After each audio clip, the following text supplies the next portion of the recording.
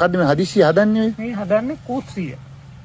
අපේ බත අපේ එළවලු අපේ සම්බෝලේ හදලා අපිට කටතූරු වෙtti රසක් තියෙනවා. ඒ රසට කන්න උත්සාහය. කෑම හම්බෙන්නේ නැද්ද? හම්බ වෙනවා. පොඩ දෙනෙක් දෙනවා. එපා ඇති වෙන්න දෙනවා. සත්තුන්ට පවා දීලා යන ඇත්තටම අපේ රටේ මිනිස්සු ගැන හරි ආඩම්බර. අසරණ වෙච්චාම පිහිටෙනවා.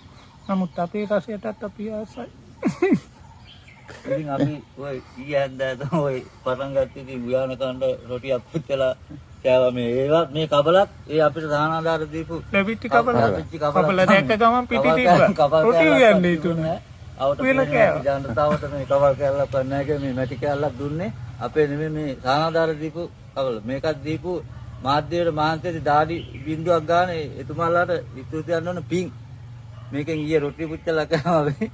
ඇත්තටම බොහොම සන්තෝෂයි. එහෙනම් අපි නැගිටිමු. ඔයාලගේ සහයෝගය දෙන්න. අනිවාර්යයෙන්. දැන් මේ හදලා ඉවර කරනවා. තාවකාලික. විනාඩි 5යි වාලේ ගන්නවා. මේ කොමාරි හොද්දක් බතක් කඩා ගන්න තමයි දෙන්න කල්පනා. දැන් තාවකාලිකව හදන්නේ తీරනද? ඔව්. මේක? තාවකාලික. ඊට පස්සේ හිමීට යනවා. දැනට අපි පදින්න යමු. ටුට්ටක් අපි මීට වඩා දුක් විඳ මිනිස්සුනේ යතිට මිනිස්සු මැටි බෝල වලින් ගෙවලා අදවන්න හිටපු අපි. දැන් ඊට වඩා දියුණු. ගඩොල් ටිකක් හරි තියෙනවා. ඉක්මනින් අවුරුනා ඉක්මනින් කොට නැගෙන හැමෝටම මේ විදියට වීරය කරන්න කියලා මම ආයතන කරනවා. පොඩෙන්නේ.